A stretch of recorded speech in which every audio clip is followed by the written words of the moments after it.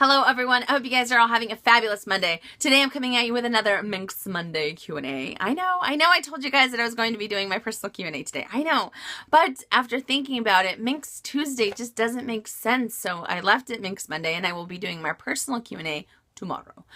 Okay, but before we get started, let me share the bag that I'm currently rocking, and it is now week 2 of this bag, which is the Chanel GST in the black caviar leather with the gold hardware. I did use 1 or 2 bags throughout the week that were just for that day, but I just kept going back to the GST. All right, so let's get started with the very first question from Nancy Montgomery. Do you have any Balenciaga bags in your collection? I have been eyeing the City bag and I would love a review on any of their bags. I do not have any Balenciaga bags, and I think I'm probably the only person on the entire planet that doesn't like Balenciaga bags. They're not structured. I think they're a little too busy for my taste, but I can appreciate their leather. Their leather is amazing, especially because they come out with such incredible colors for their leather. And I could be wrong, but I do think that the City bag is probably their most popular bag for their fashion house. But I could be wrong. But I personally don't. But as I said before, I can definitely appreciate the beauty and the colors that they have for their leather. It's just amazing. Okay, Bianca D. 2 questions. Number 1. How do you feel if your essay said that if you wanted a made in France piece that I would essentially have to go to France? Well, it all depends on how the essay said it. I don't know, were they being rude or not? I think maybe it's not the right words that they used, but I have heard some sales associates say the same thing, that, you know, you're going to have to go to France if you want a made in France piece. It's getting so much harder here in the States for us. Everywhere else, you know, no one else has a problem with made in France except for us. Everything here is starting to be made in the US, and now they don't have any of the tags or anything like that. It just says Louis Vuitton Paris. And I have heard that, you know, I don't know. I don't think you have to go to France to get a made in France piece. No, absolutely not. Especially when it comes to new collections and new lines, new pieces. I have noticed that most of the new pieces tend to have made in France because they're so new, right? So if you want something a little bit older or something a little bit more classic, like an Alma, a Neverfull, a Speedy, those are a little harder to find made in France, but they are definitely still available. So I don't know if, like I said, if your sales associate said it in a rude manner or if they just said it because it's really that difficult to be able to find one in the States that's made in France. But they are out there. I know they are out there. And, you know, it's getting to the point where I have quite a bit of made in France pieces. I've told you guys I'm a made in France snob, but I do have a lot of my classics are made in the US. And I still love them just as much as I love the France pieces. So if you really like a piece and you can't wait to use it, I would always just get it. I mean, regardless if you wanted the made in France. And I know, as I said before, I know I told you guys that I'm a made in France snob, but when it comes down to me really liking something, I will be bummed out that it's not made in France, but I'm not going to hold it against the piece if I really want to add it to my collection, if that makes any sense. Okay, number 2. Do you feel like Kylie Jenner is going to make Louis Vuitton sales explode after being seen with the Palm Springs mini backpack? Yes, I do. I do. And I'm not going to comment on the Kardashians, the Jenners, or whatever. I don't care. But it's, I mean, I want people to appreciate the mini backpack for what it is. It really is a great piece, and a lot of people out there love the bag. And even though it's small, it's extremely versatile.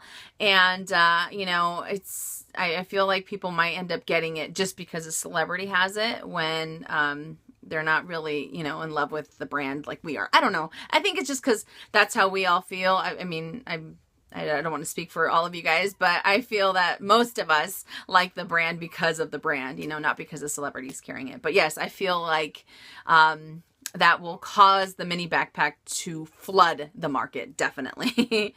Okay, Jordan Shramek. I'm sorry if I pronounced it wrong. If you could rate the Louis Vuitton Monogram Artsy MM on a scale of 1 to 10, what would you give it? I've watched your review video on the bag and I really love it. I've never owned a Louis Vuitton before, so it would be my first big splurge. On a scale of 1 to 10, I would say the Artsy is an 11. I am in love with that bag. And I went back to that review that I did, and I'm still completely honest with you guys. It does lose its shape. I wanted to share that with you guys. So if you wanted a structured bag, you'll be able to see that it kind of just falls apart. But it does, I mean, it's extremely comfortable. It has quite a bit of pockets, a lot of organization, and I just love hobos. And like I said before, I would rate it an 11. I just think it's such a great bag, and it's just, I don't have to worry about it. I don't have to worry about it. It's not too fussy. And I've told you guys before how I feel about fussy bags. And it's just kind of grab and go. And I don't really have to think twice about it being on my shoulder. So I definitely recommend it. It's a great bag. Okay, Jess the Evan. I'm debating on the Alma BB in Vernis and Epi Leather. I originally wanted it in the color Rose Ballerine. However, I'm worried about the color transfer, the yellowing over time, and the problems. I might just go for the Epi Leather and Rose Ballerine. But I really like the shiny look of Vernis. Should I decide for a different color like Rose Indian, Cherry, or Turquoise in the Vernis? Or do you think those colors would be problematic too? You know, it's such a bummer because obviously Epi is a lot more carefree than Vernis is. And I am right there with you. I think Vernis is beautiful, especially in some of the pops of colors that they have. I personally have the Cherry, and I haven't had any issues whatsoever. I don't think that you'd have too many issues with the Rose Indian or the Turquoise because they're a little bit brighter and they're not as light as the Rose Ballerine. But, you know, it all depends on, you know, where the bag is stored or how, you know, how you use it and things like that. But you do run the risk of it yellowing over time. And that to me would just, it would take away the experience of Vernis. It would make me feel so, I don't know, I wouldn't want to use the bag if it started to yellow, to be honest. And you don't want to spend that much, you know, that much money on a bag and have it not be something that you can use often or use in your rotation or what have you. But I honestly think that maybe looking at getting Vernis, get Vernis, because you obviously like Vernis, and I agree with you. Just the colors look fantastic in Vernis, and either of those three, the Rose Indian, the Cherry, or the Turquoise would be fantastic. The Turquoise is beautiful, absolutely stunning in the Vernis, and obviously, you know that Cherry is probably, or the Cerise is one of my favorites for Vernis. But I would definitely recommend trying out a different color. But if you have your heart set on the Rose Ballerine, if that's what makes your heart sing, if that's what you like, then, you know, go for it. You know, I don't want someone to, you know, settle for something else just in case, you know what I mean? You can always try it out, but it all depends. I know some people that have had lighter colored Vernis, like the Marshmallow line that came out a few years ago. It was extremely light. Some people had yellowing, and I know some people that the pieces still look, I mean, intact. So if that's what sings to you, if that's what makes you swoon, then go for it. Okay. Sarlo Lolo. I know I always say that wrong. I'm so sorry. Just wondering, though, if sometimes you feel funny that people are checking you out wearing a $3,000 bag with the regular high street clothes. I am the same as you. I have 2 pairs of designer boots and coats, and that's it. But sometimes, especially in department stores, I wonder whether, people are saying she doesn't look like she's loaded. Must be a fake LV or Gucci. Which have to say does bother me. I hate if people think I'm carrying a fake designer bag. Never. I'm not even pushed on a pre-loved one. No, it doesn't bother me. And I'm positive people have thought the same thing. Oh, she's carrying a fake bag. I've never, ever, to be honest, given it much thought until this moment. I've never, I don't think... It doesn't bother me. You know, if someone's going to think it's authentic, if someone's going to think it's replica, they're already going to have that assumption, you know what I mean? And even if you're wearing expensive clothing, they might think that the clothing is expensive. You never know, but someone is going to think regardless of what you put out there. And as long as I know that it's authentic, as long as I know that my piece is real and it's from Louis Vuitton or it's from Chanel, then that's all that matters. I don't think twice about what other people think, and I think you guys know that from if you guys have been watching watching my channel for a while. I don't really I do me. If I like something, I wear it, I rock it, and I don't think twice about it. And yeah, who cares if people think it's fake? Good, you know, then maybe if people think that some of my pieces are fake, then then they won't try to take my bag.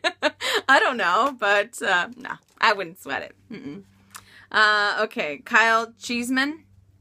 Have you ever felt judged by coworkers for carrying your luxury items into work with you? I have noticed a very few snooty looks recently from coworkers when carrying around anything luxury, whether it be a wallet or any other SLG. Yes, when I used to work at the company that I used to work for, there was one woman in particular who we did not see eye to eye. Her and I, my goodness, it took every fiber of my being to just be in the same room with her, because we just didn't see eye to eye. And it's not because, it's not because of anything trivial or anything like that. She was just so incredibly rude.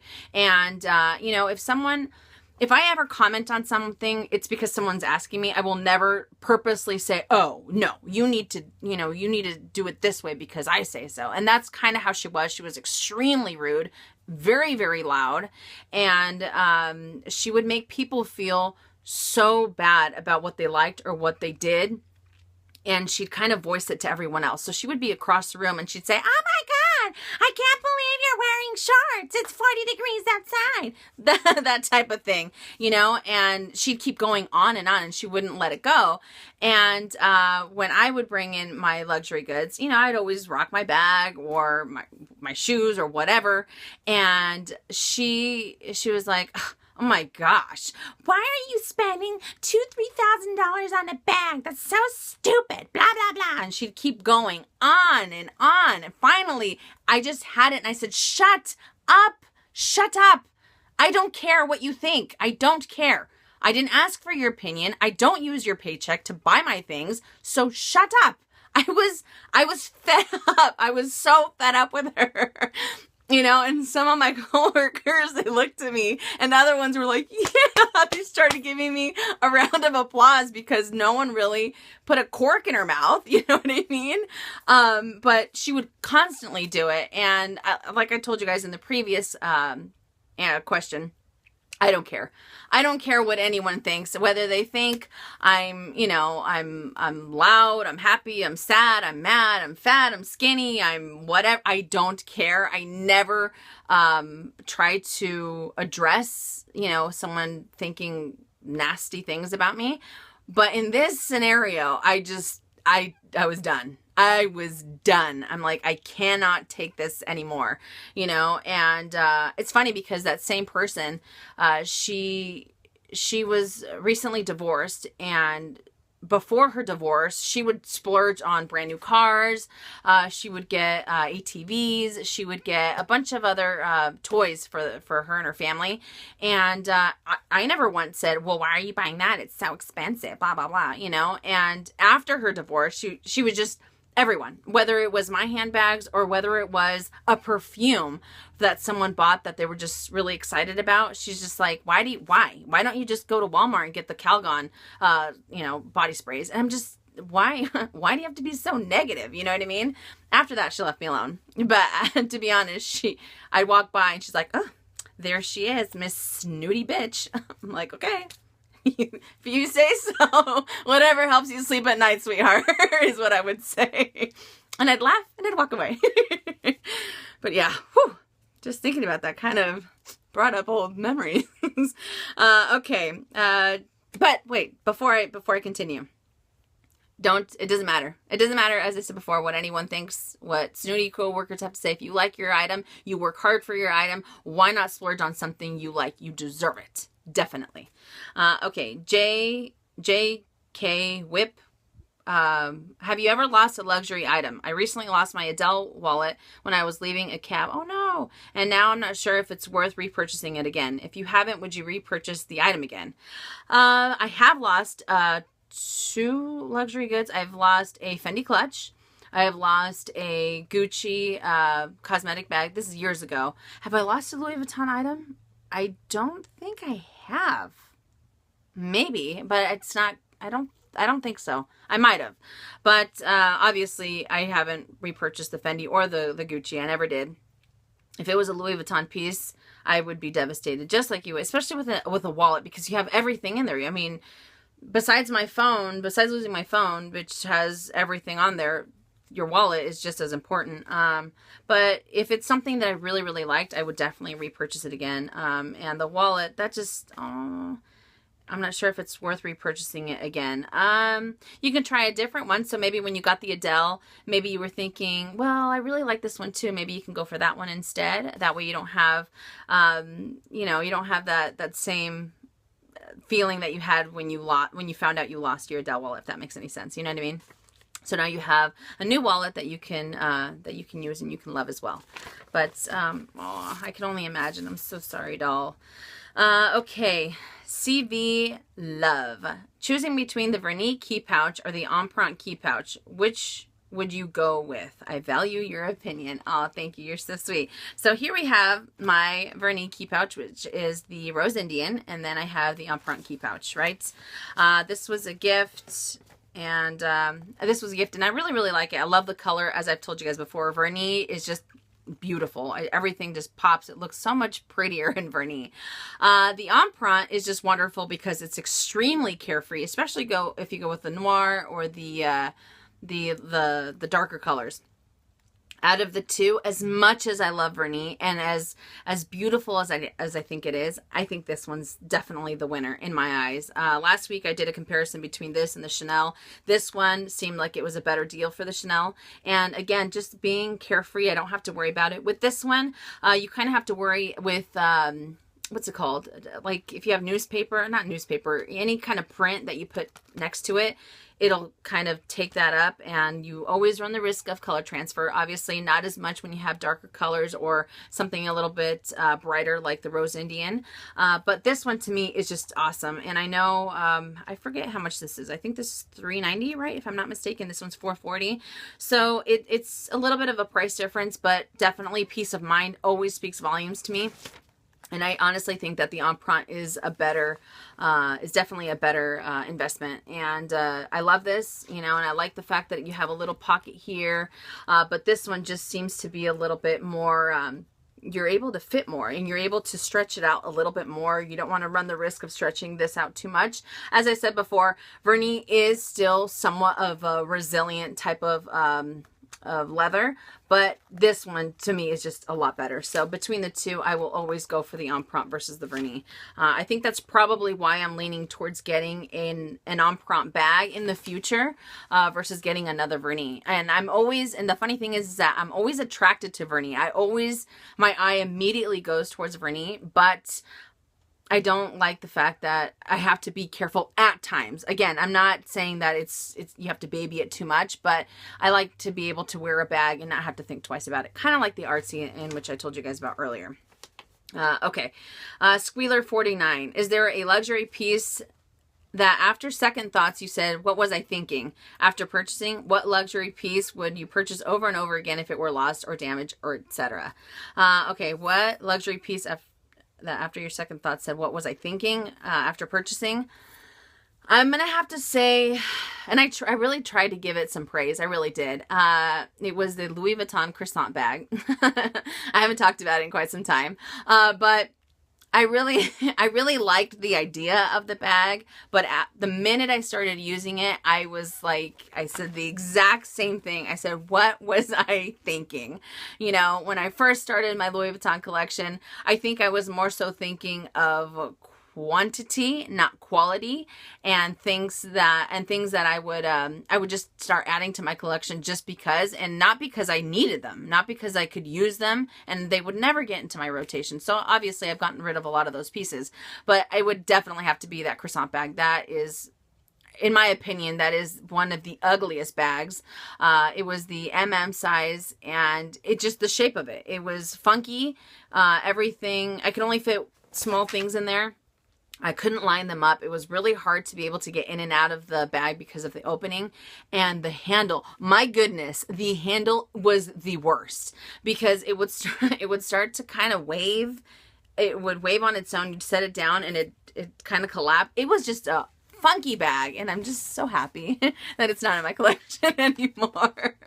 Now, what luxury piece would you purchase over and over again if it were lost or damaged? Hands down, it would be this guy right here. My Louis Vuitton 6-ring key holder. Always, always, always. If everything else got lost, and this piece right here, I love this piece. It is so incredibly versatile. It is such, I mean, I use this thing every single day, and I just get so much use out of it. And it's, sometimes I feel like some of the things that we don't necessarily think twice about are the things that you really utilize the most, such as this one, you know. And I love the bag. I love my bags. I think they're great. Obviously, that's why they're in my collection. But they're not as useful. They're not. I don't utilize them as much as I do this piece, and I will never take it for granted, you know, because it's so sentimental to me. I've had it for such a long time, and I still think it looks pretty good. Don't you think? I mean, even the hot stamping. The hot stamping looks great. I know some people have said, you know, they were a little bit worried about getting the hot stamping on this side because of the keys rubbing on it, but nothing at all. Check it out, my loves. No problems. The only thing that I can say is that it's starting to chip. The hardware is not as gold as it once was, but best piece ever from my Louis Vuitton collection, or any of my luxury goods. Okay, last question. Free Love 34. I'm sorry if I said that wrong. A Chanel has been on my wish list for the last 5 years, but I can't imagine paying $5,000 for a purse. Did you experience this when buying your first Chanel?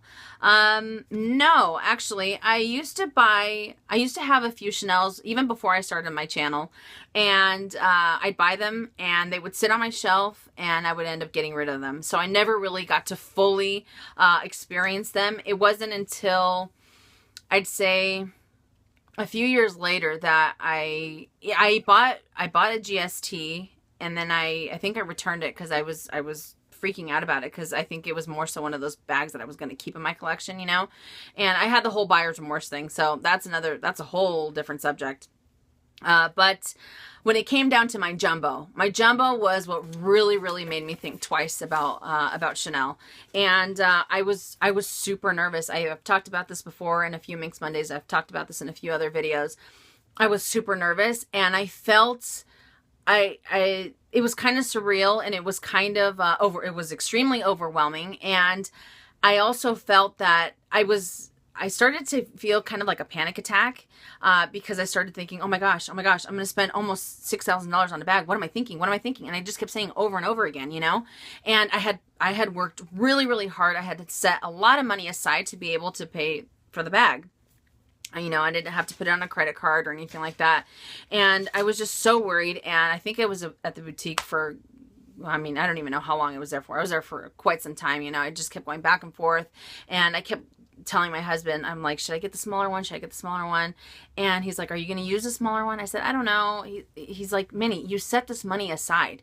You worked hard for this. Why wouldn't you buy something that you really like? You earned it, you know? And I was ecstatic. I was ecstatic because I could not believe that one of the bags that I never thought in my entire life I would be able to own, I was going to purchase. So I purchased it, and even after the purchase, I just kind of let it on I left it on my shelf. I left it on the box, and I just kind of looked at it. I kind of stared at it, and again, that same surreal feeling that this dream actually came true, you know. And I was very careful. And then finally, you know, you guys know the time that it's taken me to really be able to enjoy my jumbo. And now that I have never looked back, you know. As my hubby said, and I've told you guys before, if you work really hard for something, you know, and it might be a lot of money, some people might think, oh, it's a down payment for a car, or it's a down payment for this. I completely understand that, you know.